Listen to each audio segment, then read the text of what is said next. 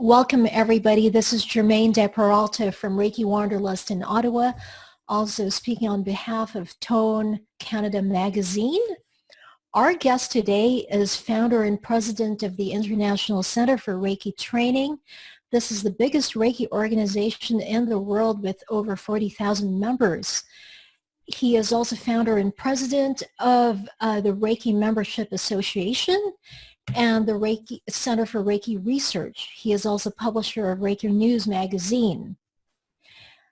Our special guest has been author of many popular Reiki books, such as The Healing Touch, First and Second Degree Reiki, and other Reiki Master Manuals, as well as the books The Spirit of Reiki and Reiki for the New Millennium. Our guest has also created Usui Tibetan Reiki in 1989, Karuna Reiki in 1995, and in 2014-2000, Holy Fire Reiki.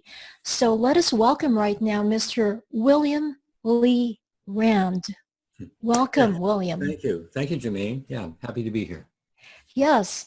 So William, today we're going to be talking about online Reiki and how Reiki adapts to the times. Good. So if you don't mind, I'm going to go ahead with my first question.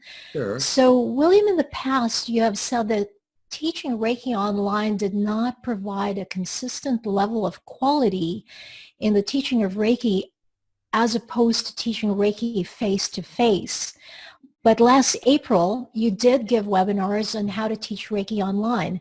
As well, this May 2020, you have been teaching Reiki online. Why have you changed your position on this issue? Yeah, that's right.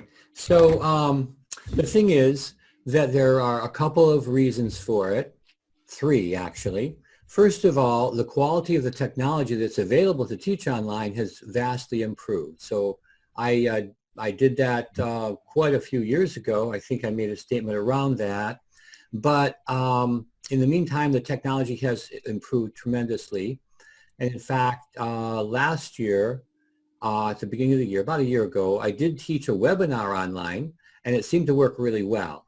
And so based on that, I was wondering now, in the time of the coronavirus, when we can't meet in groups, in fact, it has actually eliminated the ability to teach in person because of the virus and the laws and rules around it, I wondered if it would be possible to teach classes online. And so I had a session with a woman I work with, Colleen Bonelli, who's tremendously clairvoyant and has a very good connection with Jesus and who we call the brothers and sisters of the light, who are actually also the ascended masters.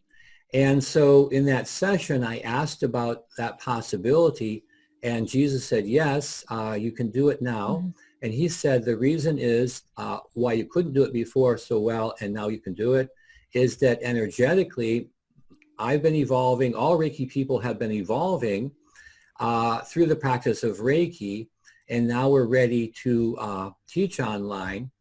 And in fact, this is extremely important because if you can't teach online now, then people basically are not teaching Reiki.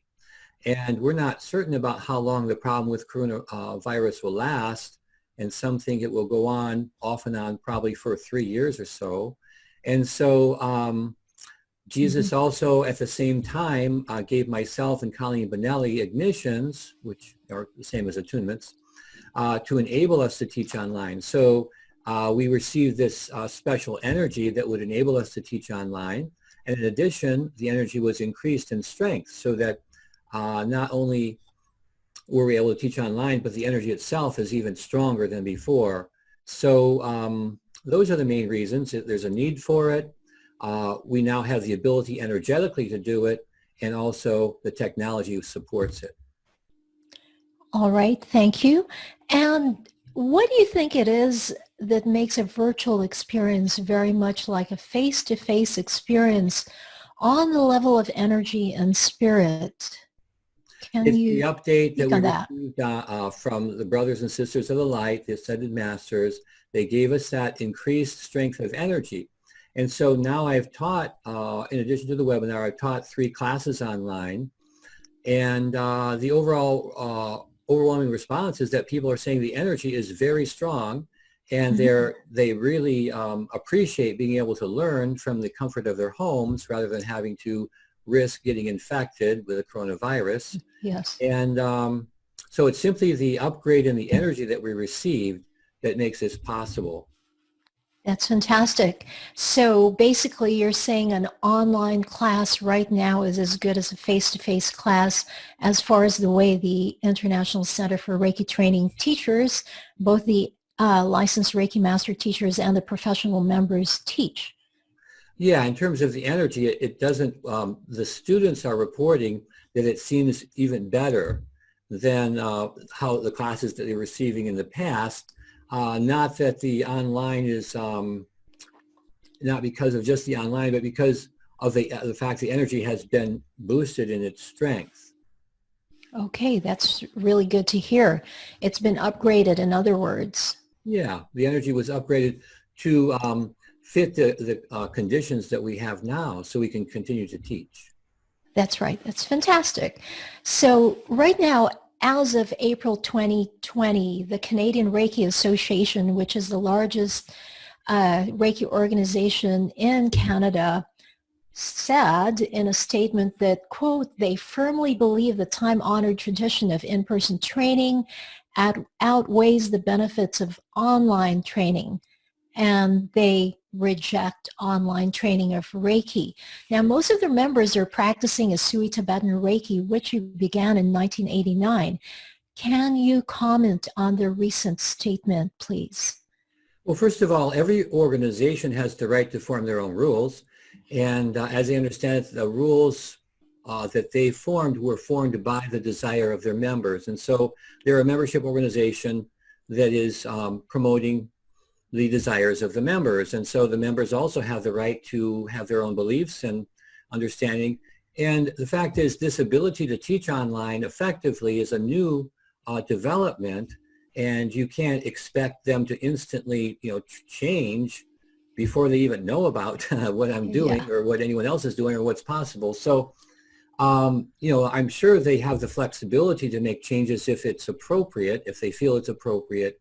So we'll just wait and see what they do. They may actually change. So, but they have the right to continue practicing and with the rules that they currently have about online Reiki if they desire to do so. Okay, that's good to know. So, William, would you be able to briefly explain the origin of Sui Tibetan Reiki and how it has evolved to Holy Fire Reiki in 2014 for those who have not yet heard of Holy Fire Reiki? Oh, all right. Yeah, well, actually, I started my Reiki path in 1981. I got level 1. That was from Bethel Fay, who was a member of the Reiki Alliance. And then I got level 2 a year later. And Bethel said that Reiki was a process that would not only heal, but it can guide your life. And she also said that the master level was $10,000. And so I was a little dismayed about that Yeah. price. But then I thought, well, level 2 is good enough for me. It's fine. I can use that. And there are other things to do. So, it also impressed me about the idea that Reiki can guide your life. So I began saying prayers and asking that the Reiki would guide my life. And I was living in Hawaii. I lived there for quite a long time, over 7 years. And I thought I would just stay there forever. But as soon as I started saying my prayer, things shifted and I had to move. And a friend of mine had moved to San Francisco, but I had to keep moving. I thought, oh, I'll find a nicer place to live. I did, but I could only live there a few months, and I had to keep moving. And so after a while, I wondered, well, why is this happening? Because it was affecting my resources. Every time I moved, it cost money. And I didn't have a stable place to live. So I said another prayer, and I asked, well, why has this happened? And the energy said, well, before you were doing that, now you're doing this. And I thought, what is this? And I thought, you mean moving? So I thought maybe moving, like really moving. And I thought leaving Hawaii. So I had my friend in San Francisco. I called him. He said, oh, sure, I got room in my apartment. You can hang out with me. In fact, he had a whole floor of an apartment building. He said you'd have your own room and all that. So I did move over to San Francisco. And actually, I took Tony Robbins' neuro-linguistic Oh, yeah. training, Yeah, that's what he was teaching that back then, and he had a 2-week training. I took the training, and I moved to San Francisco with the intention of teaching Reiki and past life regression therapy and neuro-linguistic programming. So I began doing that. Things worked out well for a while, and then kind of wound down again. I had no money, so I called my parents, and I asked them, "Can you loan me $1,000?" And my mother said, "Well, I'll tell it over your father." I called back a week later, and my mother was really excited, and she said, "Well, we can't loan you any money, but you can actually come back home and live with us." And I thought, oh, no. I thought, I moved to get away from you guys, and there's no way I'll go back there. And so then I said, yeah, I mean, my parents were very conservative, and they were against Reiki. They were against everything I was doing. And, but I said another prayer, and I asked what to do, and the energy said, "Give it a try." I said, "Give it a try?" I thought, what's that? Well, and I thought, well, if it's give it a try, there must be something there I'm to learn. Mm-hmm. So I moved back there with my parents, and eventually it didn't really work well with them. So I moved into a place called the Health Force House, and they were like a group of people that were into alternative healing and meditation and diet and yoga and all that. So I was living there, and then I began hearing rumors about someone teaching a master level of Reiki, but not charging the $10,000 fee. She was only charging $500. And so I ended up talking to her, interviewing her, and finding out that her lineage did go back to Takata. It was a valid lineage. And she said that Takata had taught 22 masters with the idea that they would charge $10,000 for the master level, and that we were required to do that. Well, then one of the teachers that she trained, Iris Ishikuro, decided after Takata had passed on, she would train 2 people at a reasonable fee, which was $500. She trained Arthur Robertson, and then he was training the master, training the master level for $500. And then Diane McCumber took the training from him, so that's why she charged $500. So that's why I ended up being a master for $500. And then when that happened, I realized, oh, now I see why I moved back to Michigan. I couldn't be a master in Hawaii for $10,000, but in Michigan, it's $500. So that's why I moved back here. I could see my whole path, there was a purpose to it, that I was meant to be a Reiki master, and I could do it, for $500 back in Michigan. So I did that and started teaching Reiki classes. I'd already been teaching spiritual development training, and so it was very easy to transition into Reiki, and taught level 1, level 2, eventually master. And also the kahuna I had worked with in Hawaii, I worked with for a year, and he said he had studied with 7 other kahunas, and he said the way of the kahuna was to always be looking for new information, new teachers to study with, and to learn as much as you can. So I thought, well, I'm going to do the same thing with Reiki. So I studied with many other masters, 5 or 6 actually. I got them 6. I got the master from, and quite a few others I talked to or had classes with them, and especially with the Reiki Alliance. And so I learned a great deal by doing that about Reiki. But when I first received Reiki back in Hawaii, got level 1, I went on a little walk by myself, and the energy spoke to me, and it said, this energy can be developed. And so I realized, okay, that's the case. So I always had an open mind toward that. Whereas the way that Reiki was being taught was that, well, you get Reiki 1, that's Reiki 1. The energy won't develop. You have level 2, it does get stronger, but it's not, you can't develop it. And master, the same thing. You can't really develop Reiki, but the energy told me it could, so I was always on the lookout on ways to develop it. So because of that, then I sought help from various clairvoyant people who were also healers to work with me to see if they could assist me in developing my energy field. And so people also began giving me symbols that were not Reiki symbols, but they said they had channeled it and it seemed to work, and so I collected them. And then after a while, people were asking me if I could teach those symbols. And at first I said, no, I don't know anything about them, but they kept insisting I teach them. So I called together my best students, and I put all the symbols on the floor. We studied them. we chose the ones that seemed to work best, and we created an attunement process, and we created this new system. It eventually became Karuna Reiki. So that was a development, a new style of Reiki, not really connected to a Sui, but you know, it was independent, and it worked. So and my students began saying, well, this energy is even stronger than the Asui energy.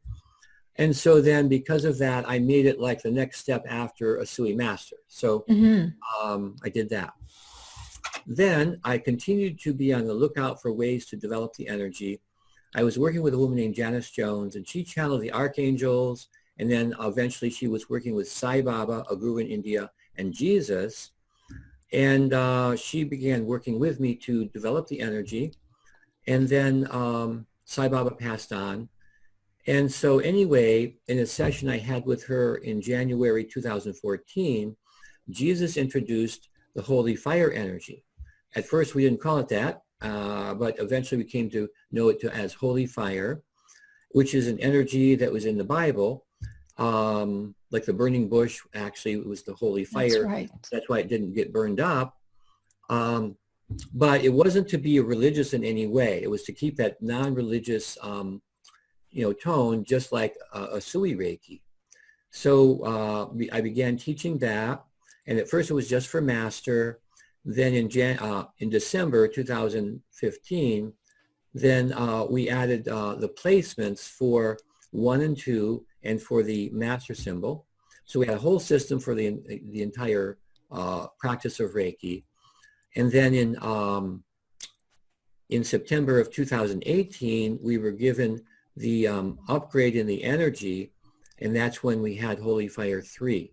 And so none of these upgrades are anything that I requested or was seeking. It just came, you know, with the energy and with guidance. And so my guidance was just focus on what you have and use it. And then the guides, the brothers and sisters of the light, the ascended masters, said they would take care of any developmental issues that are appropriate. So I did that. And then recently, you know, we did have the experience April 4th on the online Reiki. Right. Which, you know, Jesus had already been formulating that. He is also one of the brothers and sisters of the light. And they had been getting this ready because they knew something was coming along that would require it if we were going to continue teaching. So they were all ready to go with it. So they gave the ignition. You know, we call our attunements ignitions, same as an attunement, but we call it an ignition. Gave the ignition to myself and Colleen Bonelli, and then we had the webinar, and, you know, we started teaching. So it's very recent, but it's apparent from the classes I've taught that the students really like it, and they find it to be as strong or even stronger than the energy that they had before. So that's right. It seems miraculous to me. I think it is. And yes, very happy to be involved with this type of work and the continuing development of the Reiki energy. That's right. So yes, I did take the webinar, and I felt the strength of the energy. And there were many changes that happened in my life after that webinar. So William, I realized that I believe there are more than 4,000 Reiki, Holy Fire Reiki Masters in the U.S. right now, right? Is that? There's something like that. Yeah. Yeah, so in many places, Holy Fire Reiki is still in its infancy. So given that Holy Fire Reiki is an evolution of Usui Tibetan Reiki, why would an Usui Tibetan Reiki master or Reiki practitioner want to switch up to Holy Fire Reiki? What are its benefits over Usui Tibetan Reiki? Well, first of all, we don't say it's better than Usui Tibetan. We just say it's a different type. And what we say is that if a person is thinking they might be interested in it, that they would meditate on the energy and ask for their own guidance and follow their own guidance on it. So we don't try and convince anyone to take it. We recommend people just meditate on it and follow their inner guidance. And so because of that, people decide to take it. But so I say it's not for everyone. So we don't say it's better than, we just say it's another choice. And if people are guided to take it, that they would, you know, can come and take it. So if people are practicing Usui Tibetan Reiki, then I recommend they continue practicing it if they're guided to do so. And in fact, we are having an upgrade webinar for Asui Tibetan practitioners so that they can teach online also, Okay. so that they don't have to stop teaching.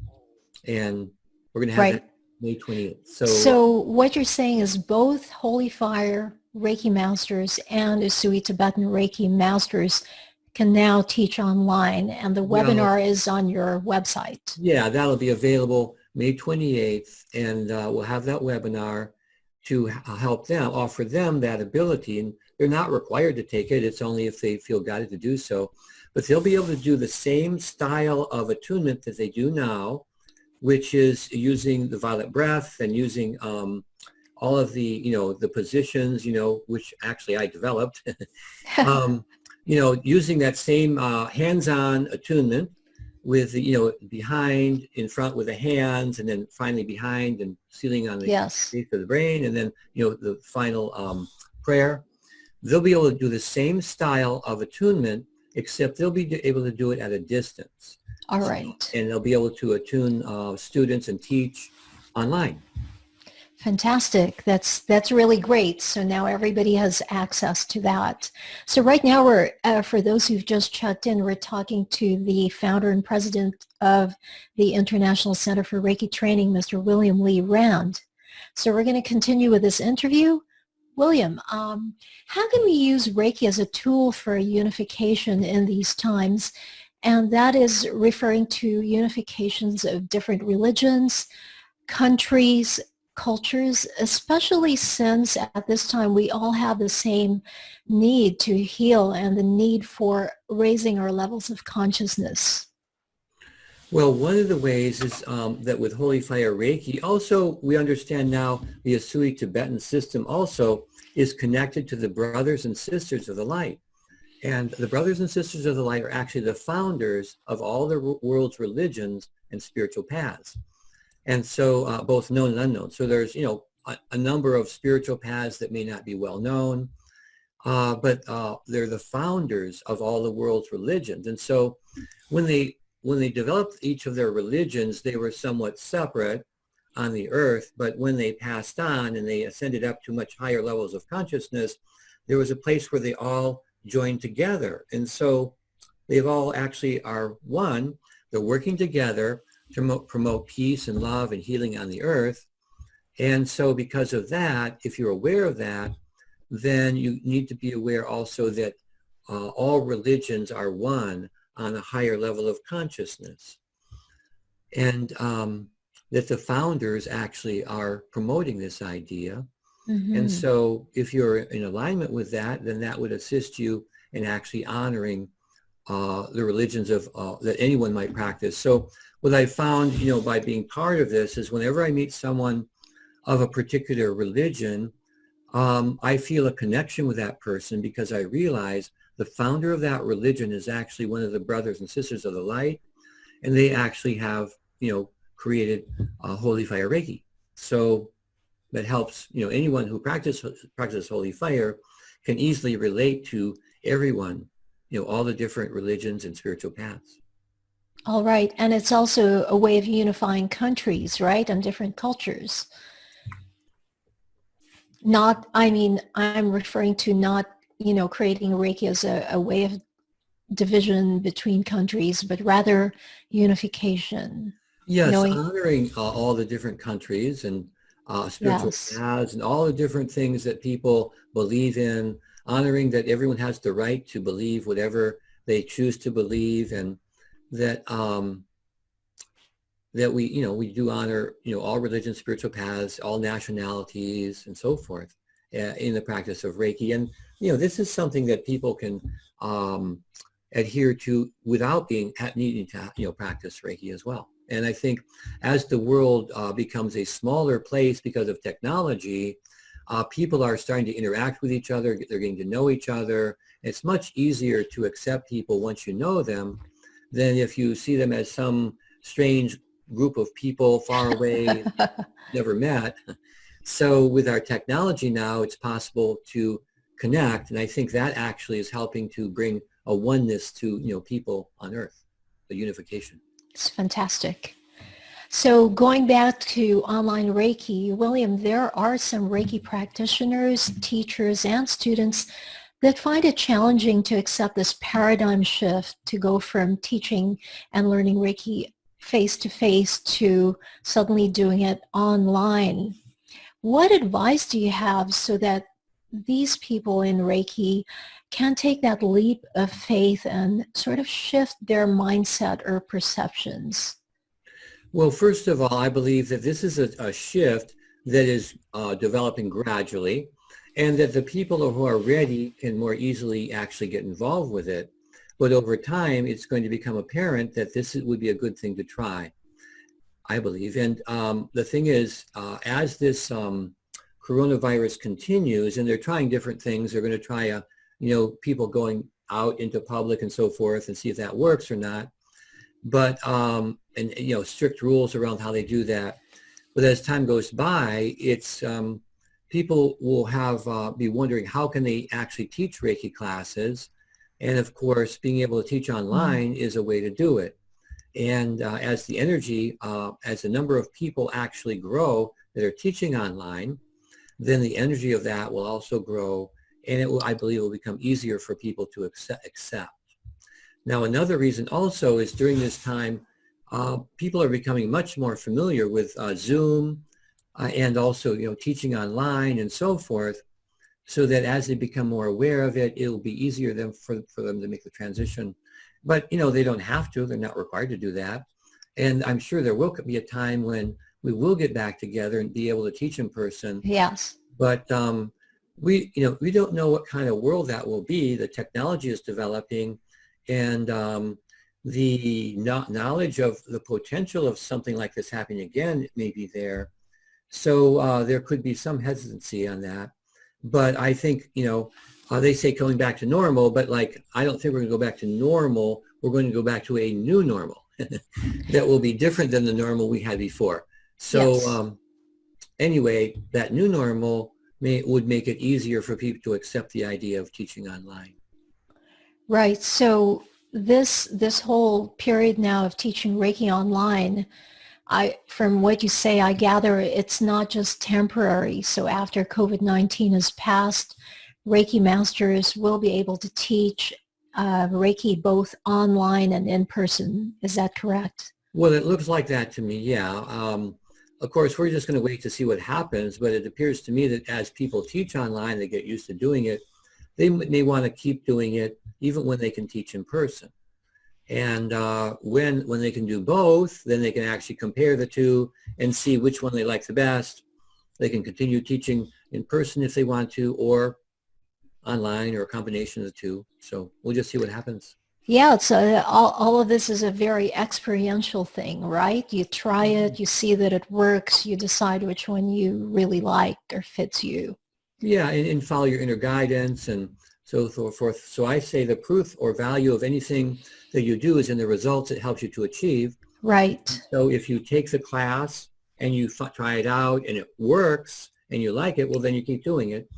And if it doesn't, well, you stop. So it's in the results. So this appears to be producing some very important results. And so this may be the path for others. But like I say, it isn't necessarily a path for everyone. There's no requirement that people do it. So I think I advise people to follow their own inner guidance, making a choice around it. Mm-hmm. Okay. William, given that, and this is something a lot of people think about, given that Reiki is a healing modality, and for some people it is a spiritual practice, should Reiki be run as a business, or should it be run as a nonprofit endeavor? That's a good question. So, well, first of all, when Asui started teaching and so forth, he didn't charge money. But the story was saying that people didn't value it and they didn't continue to practice. But as soon as he started charging money, then people realized it was something similar to other things that they paid for, and they continued to practice it. And also just observing people who don't charge money find that they have very few students, because a person will come to them and say, oh, it's free, I'll take it, sure. But then after a while, if they want to take the other classes and keep going, sometimes they start to feel a little guilty that the person is doing something for them, but they're not doing anything back. And so they, people who do it for free aren't finding that their classes are very big, and they're not teaching many students. In fact, many of them quit and start charging money. So I have not found a problem attracting students by charging money, and neither have many people. So that's why I would say the vast majority of people who practice Reiki are charging money. That's right. And well, my personal belief is you do need to charge money. So whatever comes back, you can invest into more innovation and advancement in Reiki and sustaining Reiki and keeping it alive. Yeah, it makes it viable. So, we're very happy that we were able to do this webinar, because we were thinking, what's going to happen to the ICRT? We can't teach classes anymore, and that's the source of our income. Are we going to fade away? And of course, the ICRT supplies manuals and other materials for people to make it easy for them to teach. If we go out of business, well, then the whole Reiki thing is just going to kind of fade away. Yeah. And then maybe it'll come back, in a few years or something, but it'll be greatly altered. So we're happy that we got the ability to do this webinar and charge money. And the thing is that, sure, we're charging money, but we're enabling our students who take the class and pay the fee to also charge money and start teaching and then derive an income. So right now, a lot of people are out of work. And certainly if you have Reiki, it's possible now with online Reiki to charge money and to, have a source of income from teaching classes. So this will be either a supplement or even a full-time income. Right. Thank you for clarifying that. So right now, William, there are concerns that now that Holy Fire Reiki is being taught online by the ICRT, that many students are going to choose to take Holy Fire Reiki with the licensed Reiki master teachers in your program, which I believe are about 20, and they've gone through really rigorous training for a few years. But the concern is more what happens to the Holy Fire or Sweet Tibetan Reiki masters who are local and have not been able to take this program. They could be professional members, meaning they trained with you guys, but what will happen to this? Please comment. Well, I think it's an unfounded fear. I mean, people have fears and they're worried about things. And, with the virus and everything, I think there's a greater level of fear. But, the licensed teachers, myself included, we can't teach an unlimited number of people. We don't do it. And so we limit the number of people we're teaching. And so we're not really, maybe there's a few more for me, I don't know, but not very many more. It's just around the same number I've taught in the past. Mm-hmm. And so we're not going to take over all the, the students because we can't, this online doesn't lend itself to teaching, hundreds and hundreds of students at one time. Yes. So, we're still, our recommendation is that people limit their classes to around the same size that they had before.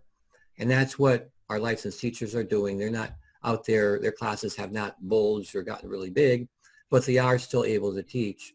And the same is true for the people that took the webinar. There was over 350 people that took the webinar, and they're able to teach. So they're teaching now, but it doesn't appear that their classes are, overwhelmingly huge, and they're about the same size as they were before. So I don't think that people have to worry about that. In addition, the Sui Tibetan people would be able to teach online soon also. Now, just from our records, we know that there are probably somewhere around a bare minimum of at least 30,000 people a year that take Reiki 1.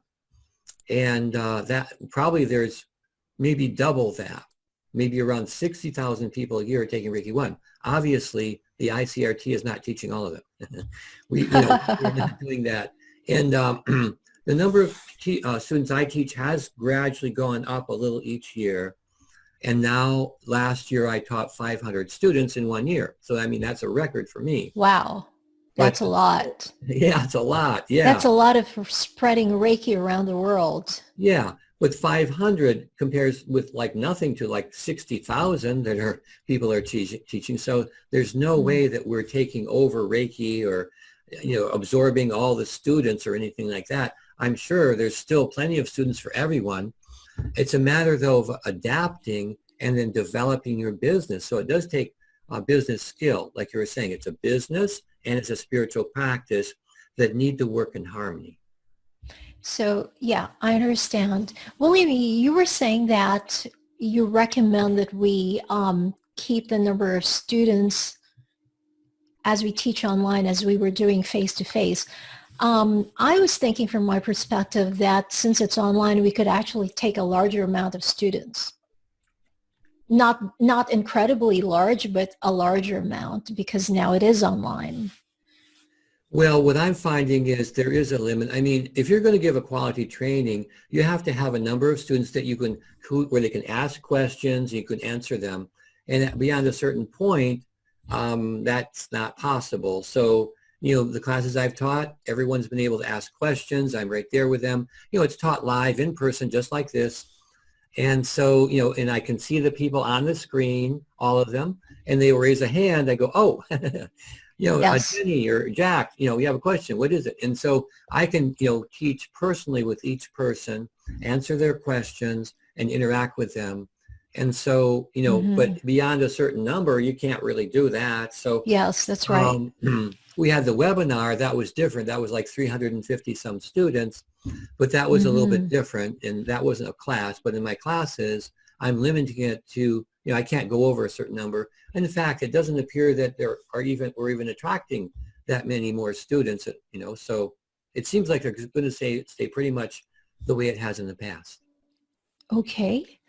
So, great. So, William, I suppose the difference between our teaching Reiki and the ICRT is different from some of these. There have been organizations or people before teaching Reiki online, but they would actually put PowerPoints and pre-recorded things. And the nice thing I think about people, the licensed Reiki master teachers or the professional member teachers of the ICRT teaching, is the fact that these classes are actually live. They're not pre-recorded, and they're just not PowerPoints. The teacher is actually there to interact with the student, right? Am I correct? Yeah, absolutely. I think that's a real valuable and important part of teaching, to interact personally with the person. If you're watching a recording, you can't ask questions, and Yes. you're not really interacting. But when you do like a Zoom meeting and you're there and you see your students, they see you,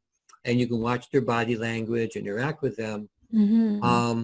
It's very similar to in person. Of course, you can't hug them, but what we air hugs. Yeah, we did the air hug. And then last time we called it bear hug, like a little variation. Bear hugs now, air hugs. So yeah, we do that, and you can feel, being hugged by the other people. And so we try to simulate, some in-person, but you do get the body language and intonations in their voice and all that. So there is some similarity to in-person. Yes, that's great. Now, William, I have heard that you're developing a multivitamin and mineral supplement designed for Reiki people. Yes. So can you talk about this a little bit and when it's going to be ready? Sure. Yeah. Now, a little background on that. My father was very much into supplements and vitamins, and then maybe when I was 18 or so, I became interested too. I started hanging out at health food stores and started taking vitamins and all the different supplements and everything. So I had a background right from when I was a teenager. And then it was actually was it 5 years or so or more ago, I was going to do that, but it never got going. And then recently though, I became very serious about it. And I realized something kind of interesting, that people use nutrients under different nutrients under different circumstances. As an example, a distance marathon runner would be have a different nutritional profile than someone, let's say, who lifted weights. And then, people who do Reiki must have a different nutritional program from people who, don't do Reiki. And so I wondered, well, what nutrients do Reiki people use? So I developed a couple of methods to determine that. One of them is called the electrodermal testing. Wow. And it's a somewhat of, it's somewhat scientific, but somewhat borderlining on more of an alternative type of technology. Oh, and so in okay. that, you can test for, you can have a person seated there and they hold two of these electrode things and that go into a meter that actually measures the resistance in your body, electro resistance. And then the practitioner will take like a nutrient and put it on the sample plate, and then the meter will go up or down depending upon if it's good for the person or not. So there's a way of testing different nutrients and supplements and so forth. And so I went to my friend that does this, and I thought, well, hey, why don't we test what nutrients are used by people who do Reiki? And so, and then he said, okay, do Reiki. So I started doing Reiki, and then he started testing for different ones. And we found there were a number of different supplements that seem to, first of all, that are used up when a person does Reiki, and secondly, that enhance the practice of Reiki. So those two, enhancement or that they're used. So we found calcium and magnesium to be very important for Reiki practitioners. And then there was lithium. Now, lithium is used by people who are depressed. Depressed or bipolar. But they're using a very high dosage of closer to like 600 milligrams. So what we found was a dosage of around 50 milligrams, very small, like 1/12 the dosage of a bipolar person. Just add that. And that seemed to somehow help the nervous system to be able to, channel Reiki. So we added a small dose of lithium. And there are quite a few other interesting things in there. In fact, the formula is like huge. And it's small amounts of different nutrients, also herbs and other ingredients. And so, then I work with my chiropractor who does kinesiology, and we did a very similar thing. And he verified what we had gotten with electrodermal testing. And then also I consulted with on people that are into nutritional science, that know all about nutrition, so that we had a formula that was balanced. So I wanted a formula that had a balance of nutrients basically for everyone, all the main vitamins and minerals, and then also all the special ingredients that were right for Reiki people. And so we developed that, and we have it. And the process is quite lengthy because the company I work with is certified by like 5 or 6 national certification companies for their vitamins, and everything they do has to be tested. So every time I ask about a change, it takes like a long time for them to integrate that because they have to verify it with their standards. And so anyway, we have the formula now, and we're just about ready to have them manufacture it. And so by the summer, sometime in the summer, we should have the vitamins available. This summer, 2020. Yeah, 2020. Yeah, we'll have it. Yeah. So a few months. So once we give the go-ahead, it takes about two months for them to manufacture. And it's a company that has plants all over the U.S. They're very successful.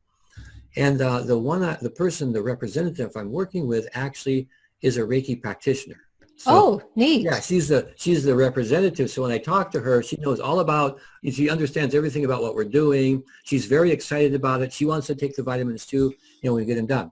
So, they were very open. Whereas before, when I tried to do it, the companies weren't that, wanting to work with me that much. But this company is very much into it because the person has Reiki and she understands, what I'm doing. So, I'm able to work with her very closely. And so like I say, probably this summer, we're just about ready to give the go-ahead on it. William, I find it interesting that as you're giving Reiki to someone, you're kind of needing certain supplements and minerals. How does that make sense? Yeah, okay. When you give just 1 or 2 sessions in a day, probably it doesn't really affect you. But what I've noticed is when I talk to people that give like more than 4 or 5 or 6 sessions, they say, at the end of the day, they feel kind of like depleted.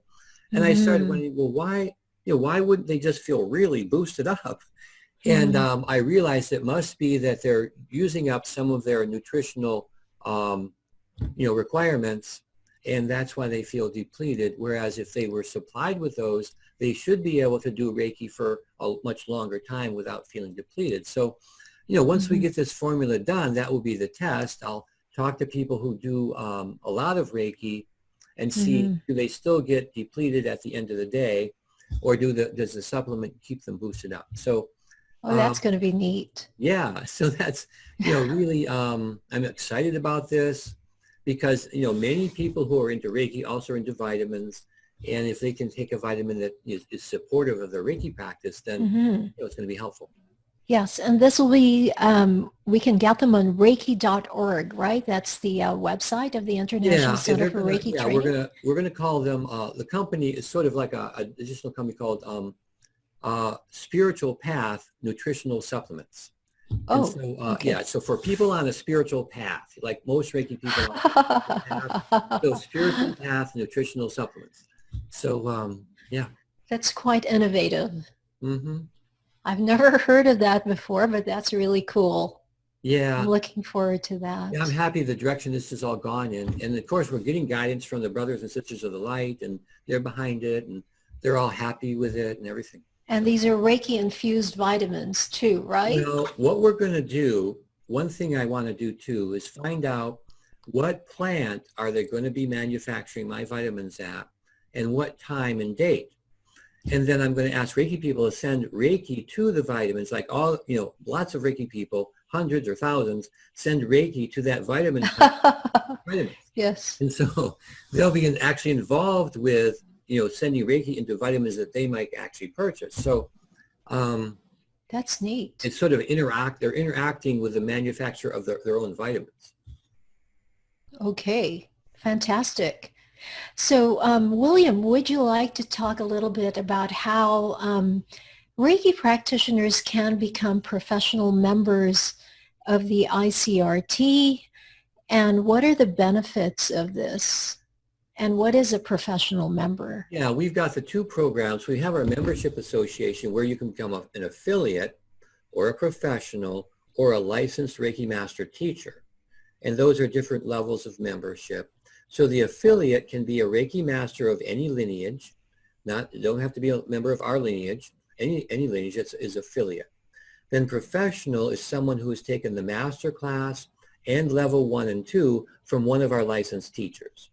And the reason we ask that is because the membership organization is an association meant to help to work with people who want to practice the same way that we do at the ICRT. Now, for quite a long time, people would ask me that question. They say, I do everything according to the way you teach. I use your manuals. I use your class outlines, everything the same way. Is there something we can join? And I'm thinking, well, yeah. I don't have anything to join, no. But then eventually I thought, well, maybe I would start something. So that's one of the reasons we started it, because we wanted something for people who practice the same way we do. So one of the requirements is that you use the same manuals that we supply, the same class outlines, and you teach, but with the same standards that we promote. So and that way people are doing the same thing. So affiliates, they can be, entry level, they can be masters of any lineage, and also you get listed and people can contact you. So one of the benefits of membership is that if someone wants to meet someone in their area, they can go to our list and sort it by zip code, and then find someone in their area, and they can see if that person is an affiliate or, a professional or, an LRMT, and then go to that person. So it provides really a service, and we have 3,000 members, over 3,000 members, and so there's people all over the country, and so it provides a way of people finding a quality teacher if they want to find one. So, so the professional member, like I said, they have to have taken 1 and 2 and the master class from one of our licensed teachers. And they all agree to use our manuals and to teach according to our outlines and so forth. Then the licensed teachers, that's a much more advanced program.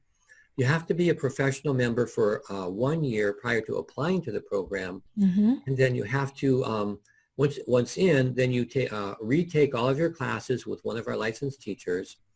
And then you review them, and then you co-teach each class as you become qualified to teach that class. So it's about 3 years that it takes, and it's 1,000 hours of work, of, in training and so forth. And so we feel that our teachers are very highly trained and very serious. So we only have about 30 or so that are licensed teachers. Okay. So in terms of the professional members, becoming a professional member, it should be easier now since people are teaching online. Is that correct? Yeah, so then because we're teaching online, the online training does qualify you for to become a professional member. And so then you can take, all of our licensed teachers, I believe, are pretty much teaching online now. And so you can take classes from any of them regardless of where you live. Okay.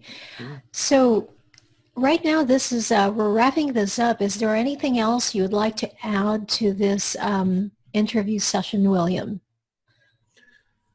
Well, I think that we're at a very exciting time in the development of the world and the history and so forth, and with the coronavirus and then the advent of online teaching. I think it's and also the need for people to earn an income. So they can get involved with this practice that is a spiritual practice. It involves them to earn an income and in a way that is helpful to others. So I think that this is just a really interesting time, and I think that our history is going to be people are going to think of before the coronavirus and after the coronavirus, demarcation time, because a lot of things are changing around that. So I think, it is a very interesting time. And with Reiki, being able to teach classes, earn an income, and help others, it's like really a blessing for us. And we don't have to be subjected necessarily to some of the problems others are having, being out of work, and then even getting sick. So. Okay. Well, thank you so much for your words of wisdom and all the experiences, your experience in Reiki that you've had over the past 40 years. Thank you, William Lee Rand, President and founder of the International Center of Reiki Training. I really appreciate you being on this interview, and thank you for your time. Well, thank you, Germaine. It was a pleasure being here. Yes. Okay, we'll talk to you soon. Okay, take care. Thank you. You take care too.